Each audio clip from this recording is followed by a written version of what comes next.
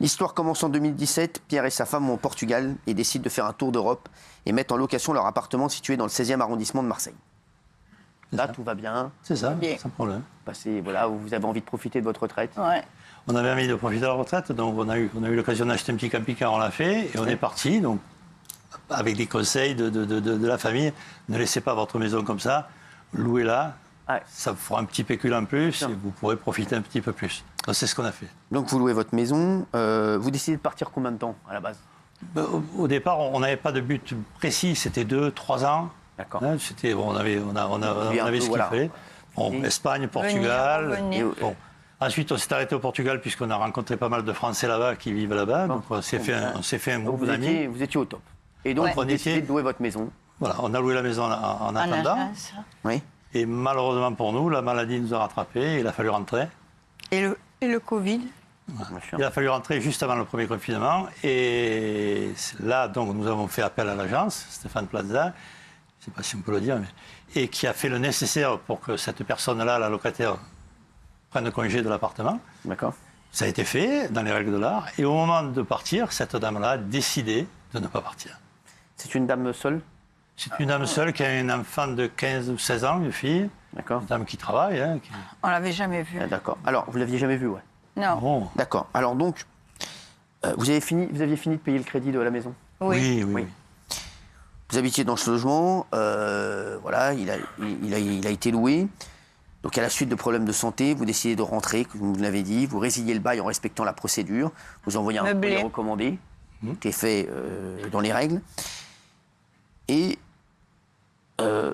là, je sais que voilà, vous avez des problèmes de santé qui étaient assez graves. Vous avez envoyé un recommandé à la locataire. Quelle a été juste sa réponse? Mais sa réponse, il n'y a pas eu de réponse, si vous voulez. C'est à travers l'agence, tout ça. Hein. Il n'y a pas eu de réponse. Quand il a fallu partir, le jour où vous avez une date butoir, quand il a fallu partir, elle n'est pas partie. D'accord. Donc il a fallu mandater un huissier pour aller constater le fait. Et quand l'huissier s'est présenté, donc, elle n'a même pas ouvert la porte. Hein. Donc, et depuis ce jour-là, le fait du forcing, c'est-à-dire elle ne prend aucune lettre recommandée, elle n'ouvre pas la porte, elle ne paye plus l'eau. Il a fallu qu'on paye l'eau à sa place. Ah oui. Et là, les derniers mois, les 3 derniers mois, elle ne paye même plus le loyer. Alors, elle ne paye plus le loyer depuis les 3 derniers mois. Vous avez essayé de lui parler, de lui dire, voilà, on est dans... Mais on ne peut pas. Non, notre avocat nous a déconseillé d'avoir des contacts. C'est lui qui on a essayé même, si vous voulez, pendant la procédure, on a essayé de trouver un arrangement avec elle. À l'amiable. De lui dire, voilà, bon... peut-être l'aider, voilà, oui. Voilà, vous ne payez pas le loyer pendant 2-3 mois, et puis en contrepartie, vous partez rapidement. Elle ne veut absolument rien savoir. Le problème, c'est qu'on ne sait pas pourquoi. On ne sait pas ce qu'elle veut, ce qu'elle a, on ne sait pas. Voilà. Elle reste là, elle ne veut pas.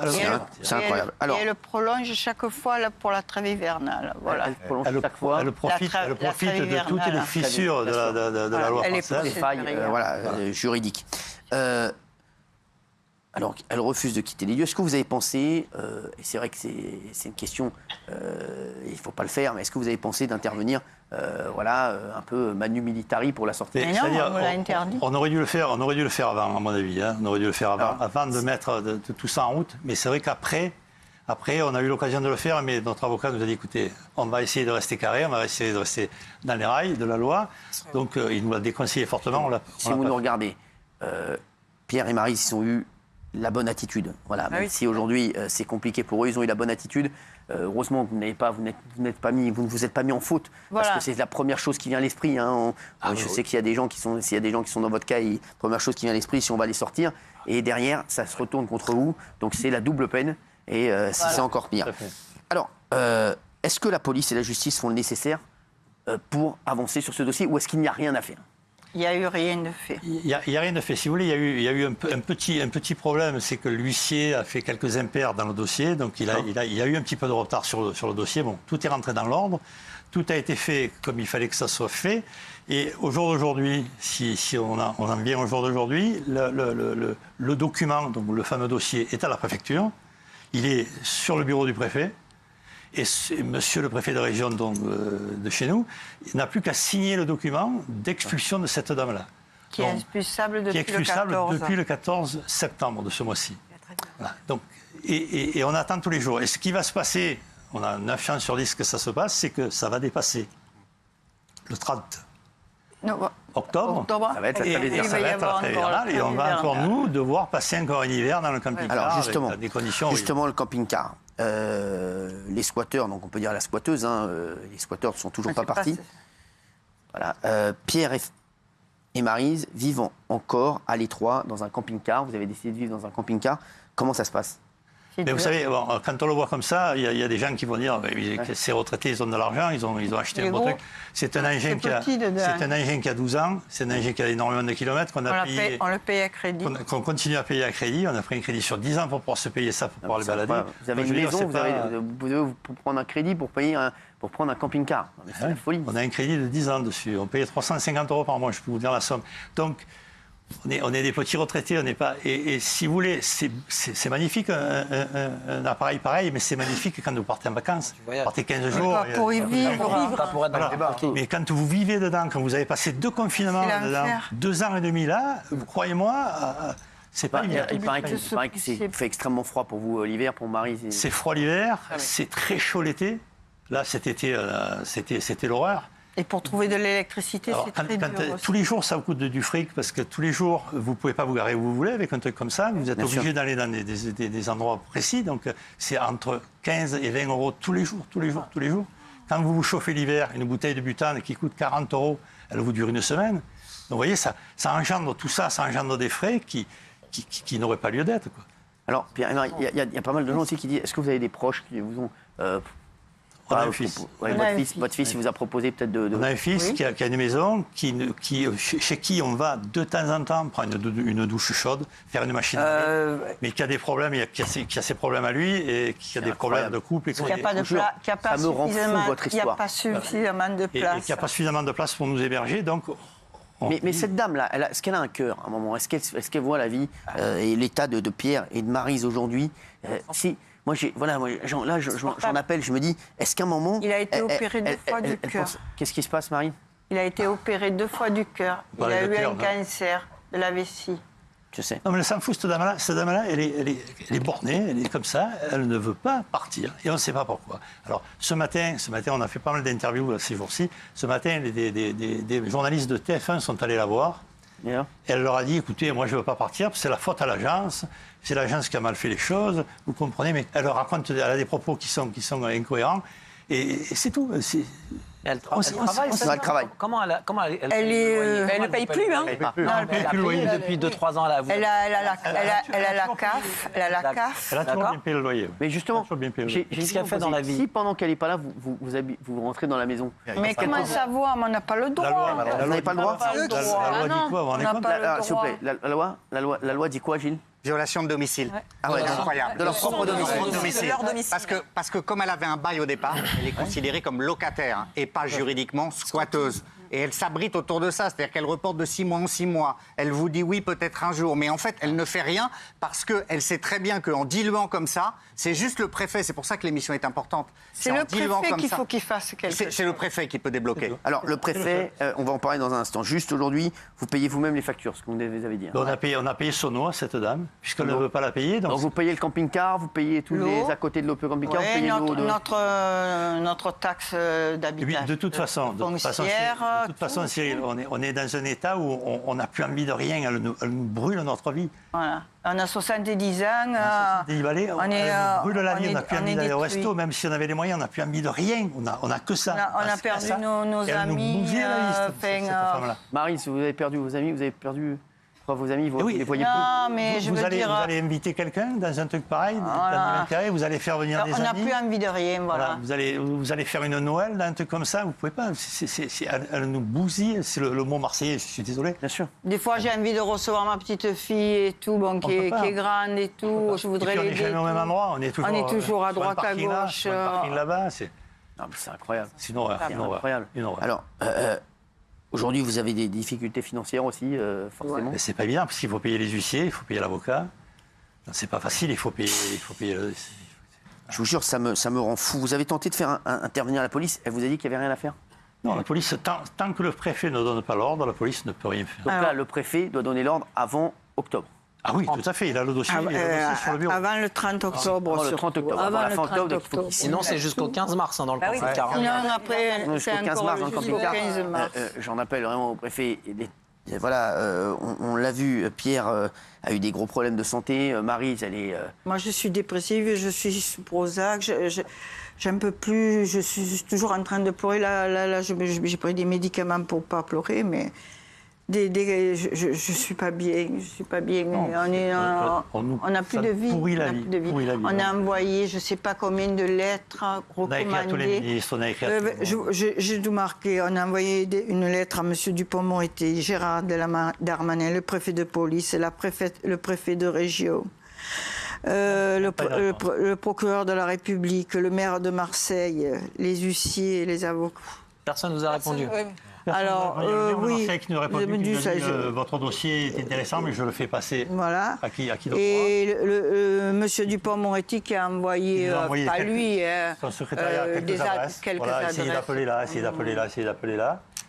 Voilà. Et puis Gérard Darmanin, son secrétariat, nous a envoyé un petit mot disant qu'ils allaient voir, ils allaient approfondir, ils allaient regarder. Justement, aujourd'hui, donc, vous avez contacté énormément de gens. Il faut donc que ce soit réglé avant le 30 octobre, 31 octobre prochain, jour de la trêve hivernale. Vous avez donc écrit à la préfecture des Bouches-du-Rhône. Ils assurent que le dossier sera examiné dans les meilleurs délais et avec la plus grande attention. Est-ce que, Gilles, aujourd'hui, on y croit au 31 ? Honnêtement, les termes prêtent à toutes les interprétations. Ça ne veut pas dire grand-chose dans les plus brefs délais. Vous avez déjà eu ça. C'est ça l'inquiétude, votre inquiétude, messieurs, dames. C'est que seul le préfet peut trancher et on ne sent pas pour le moment une volonté du préfet de prendre la décision. Il faut le dire vraiment. C'est pour ça que Cyril, l'émission peut faire accélérer les choses. Parce que pour le moment, le préfet n'a rien fait et on n'a pas l'impression qu'il va signer dans la semaine. Hein. Alors, justement, est-ce que l'expulsion, donc, pour vous, ne va pas être possible ? Compliqué. Puisque les squatteurs, sur la décision de justice, votre action est recevable, puisque les squatteurs ont été condamnés à quitter les lieux. J'ai ici la décision de justice. Oui, mais pour qu'elle soit exécutée, cette décision, comme elle est locataire au début, qu'elle a un bail, il faut vraiment maintenant une décision du préfet qui dise, voilà, c'est telle date et... par la force peut-être, nous allons faire sortir cette dame. Sinon, s'il n'y a pas de décision du préfet, honnêtement, elle peut rester jusqu'au 15 mars. Je vous le dis franchement, et vous le savez très bien. Hélas, il n'y a pas d'autre moyen, d'autre moyen que ça. Ce qui est incroyable, c'est que c'est entre les mains d'un homme qui a ça sur son bureau et qui, pour vous, ne bouge pas. C'est sidérant. Attendez, le préfet, je pense que l'affaire est médiatisée. J'espère. Il a vu, s'il nous regarde ce soir, j'espère. Vous croyez qu'il va nous regarder ? Peut-être qu'il regarde Pierre et Maryse, en tout cas, il va en entendre parler. On ne peut pas vous laisser comme ça. Aujourd'hui, je vois l'état de Maryse. Maryse, vous me fendez le cœur. Voilà, je vous le dis. Pierre aussi, je vous vois tous les deux. Vous avez... C'est toute votre vie qui s'écroule à cause d'une personne qui en plus travaille. Je vous dis, en plus, elle travaille. Ce que vous me dites, elle travaille. À la cave. Et aujourd'hui... Elle est consultante. Hein. Oui. Elle travaille, elle est à la cave, donc maintenant pour la reloger, l'autre il va peut-être flipper. Maintenant le nouveau propriétaire pour la reloger, elle, si elle veut pas s'en aller, mais il faudrait la reloger elle au plus vite avant le 31 octobre pour que vous passiez pas l'hiver. Vous avez essayé, l'hiver, vous avez une maison. Ils ont essayé de lui dire qu'ils allaient la loger quelque part, ou est-ce que vous n'avez pas essayé de trouver quelqu'un qui va le dans le mobil-home, dans le mobil-home. Mais c'est ce que j'ai préparé. Moi j'ai proposé. Pour un échange.